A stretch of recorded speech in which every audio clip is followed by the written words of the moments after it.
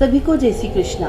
पुरुषोत्तम मास महात्म का हमने दूसरा अध्याय भगवान नारायण से नारद जी का प्रश्न करना सुना।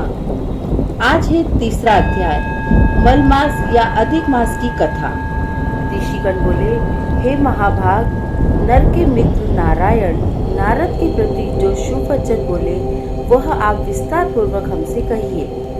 सूत जी बोले, हे द्विज सत्तमो, नारायण ने नारद के प्रति जो सुंदर वचन कहे हैं वह जैसे मैंने सुने वैसे ही कहता हूँ, आप लोग इसे सुने।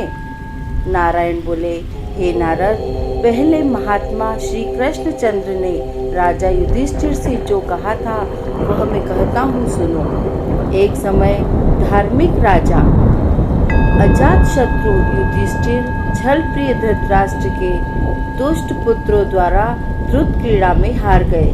सबके देखते देखते अग्नि से उत्पन्न हुई धर्मपरायणा द्रौपदी के बालों को पकड़कर दुष्ट दुःशासन ने खींचा और खींचने के बाद उसके वस्त्र उतारने लगा। तब भगवान कृष्ण ने उसकी रक्षा की। पीछे पांडव राज्य को त्याग काम्य वन को चले गए। वहां अत्यंत क्लेश से युक्त वे वन के फलों को खाकर जीवन बिताने लगे। जैसे जंगली हाथियों के शरीर में बाल रहते हैं, इसी प्रकार पांडवों के शरीर में बाल हो गए।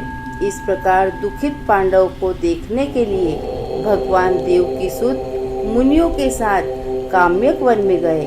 उन भगवान को देखकर मृत शरीर में पुनः प्राण आ जाने की तरह युधिष्ठिर, भीमसेन, अर्जुन आदि प्रेम विभल होकर सहसा उठ खड़े हुए और प्रीति से श्री कृष्ण के गले मिले और भगवान कृष्ण के चरण कमलों में भक्ति से नमस्कार करने लगे। द्रौपदी ने भी धीरे धीरे वहां आकर आलस्य रहित होकर भगवान को शीघ्र नमस्कार किया। उन दुखित पांडवों को मृग के चर्म के वस्त्रों को पहने देख और समस्त शरीर में धूल लगी हुई रूखा शरीर, चारों तरफ बाल बिखरे हुए द्रौपदी को भी उसी प्रकार दुर्बल शरीर वाली और दुखों से घिरी हुई देखा। इस तरह दुखित पांडवों को देखकर वे अत्यंत दुखी हुए। भक्तवत्सल भगवान धृतराष्ट्र के पुत्रों को जला देने की इच्छा से उन पर क्रुद्ध हुए। विश्व के आत्मा बाहों को चढ़ा गुरेर कर देखने वाले करोड़ों काल के कराल मुख की तरह मुख वाले धधकती हुई प्रलय की अग्नि के समान उठे हुए होठों को दांत के नीचे जोर से दबाकर तीनों लोगों को जला देने की तरह ऐसे उद्यत हुए जैसे श्री सीता के वियोग से संतप्त भगवान श्री रामचंद्र को रावण पर जैसा क्रोध आया था। उस प्रकार से क्रुद्ध भगवान को देखकर कांपते हुए अर्जुन कृष्ण को प्रसन्न करने के लिए द्रौपदी, धर्मराज तथा लोगों से भी अनुमोदित होकर शीघ्र ही हाथ जोड़कर उनकी स्तुति करने लगे।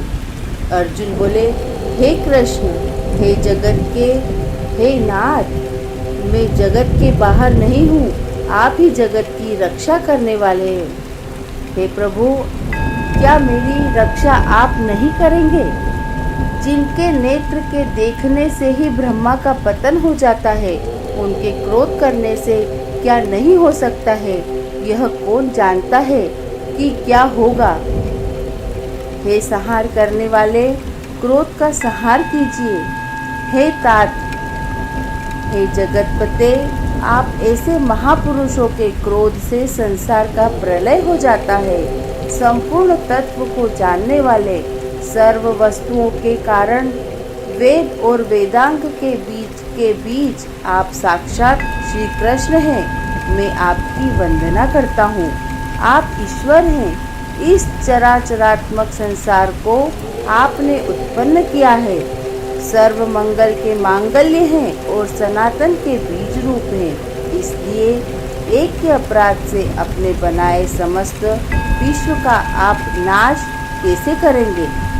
कौन भला ऐसा होगा जो मच्छरों को जलाने के लिए अपने घर को जला देता हो? श्री नारायण बोले, दूसरों की वीरता को मर्दन करने वाले अर्जुन ने भगवान से इस प्रकार निवेदन कर प्रणाम किया। सूत जी बोले, श्री कृष्ण जी ने अपने क्रोध को शांत किया और स्वयं भी चंद्रमा की तरह शांत हो गए।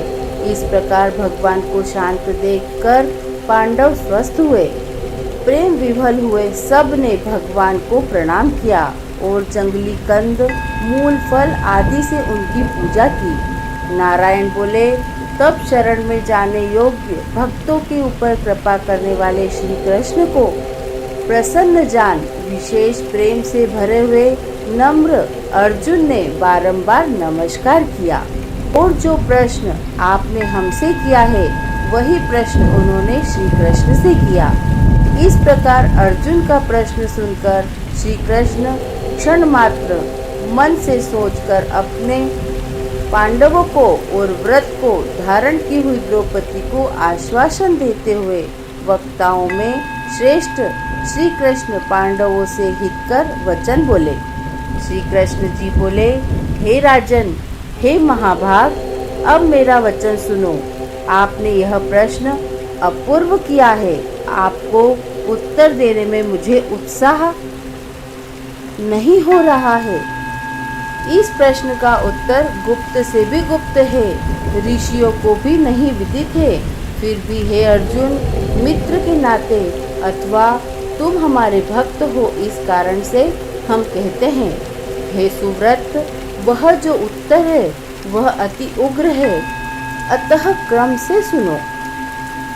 चैत्रादि जो 12 मास, निमेष, महीनों के दोनों पक्ष, घड़ियां, प्रहर, त्रिप्रहर, 6 ऋतुएं, मुहूर्त, दक्षिणायन और उत्तरायण, वर्ष, चारों युग, इसी प्रकार परार्थ तक जो काल है वह सब, और नदी, समुद्र, तालाब, कुएं, बावड़ी, गढ़ैया, सोते, लता, औषधियाँ, वृक्ष, बांस आदि पेड़ वन की औषधियाँ, नगर, गांव, पर्वत, पुरियाँ, ये सब मूर्ति वाले हैं और अपने गुणों से पूजे जाते हैं।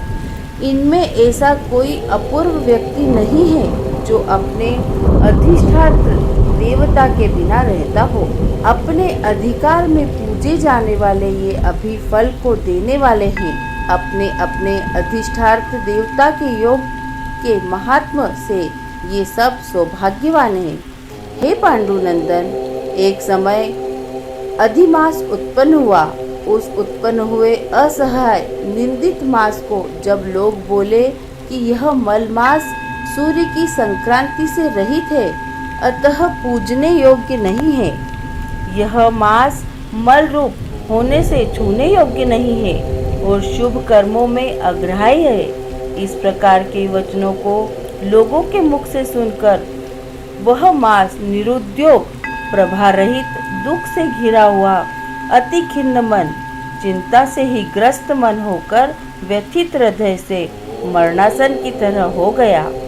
फिर वह धैर्य धारण कर मेरी शरण में आया। हे नर, वैकुंठ भवन में जहाँ मैं रहता था वहाँ पहुँचा और मेरे घर में आकर मुझ परम पुरुषोत्तम को इसने देखा। उस समय अमूल्य रत्नों से जड़ित सुवर्ण के सिंहासन पर बैठे मुझको देखकर वह भूमि पर साष्टांग दंडवत कर हाथ जोड़कर नेत्रों से बराबर आंसुओं की धारा बहाता हुआ धैर्य धारण कर गदगद वाणी से बोला। जी बोले, इस प्रकार महामुनि बद्रिका नाथ कथा कहकर चुप हो गए। तब नारायण के मुख से कथा सुन भक्तों के ऊपर दया करने वाले नारद मुनि पुनः बोले। नारद बोले, इस प्रकार अपनी पूर्ण कला से विराजमान भगवान विष्णु के निर्मल भवन में जाकर भक्ति द्वारा मिलने वाले जगत के पापों को दूर करने वाले, योगियों को भी शीघ्र न मिलने वाले, जगत को अभय दान देने वाले ब्रह्मरूप मुकुंद जहाँ पर थे उनके चरण कमलों की शरण में आया हुआ अधिक मास क्या बोला। इति पुरुषोत्तम मास महात्म्य तृतीय अध्याय। बोले विष्णु भगवान की जय। आपको अधिक मास महात्म्य अध्याय 3 सुनकर कैसा लगा? आप अपने कमेंट के द्वारा हमें अवश्य ही बताएं। यह कथा पसंद आने पर लाइक और शेयर जरूर करें और ऐसी ही धार्मिक और प्रेरक कहानी सुनने के लिए हमारे चैनल संस्कार कथा चित्रण को सब्सक्राइब कर लें ताकि हमारा अगला वीडियो आप तक पहुंच सके। अगले वीडियो में अध्याय 4। धन्यवाद।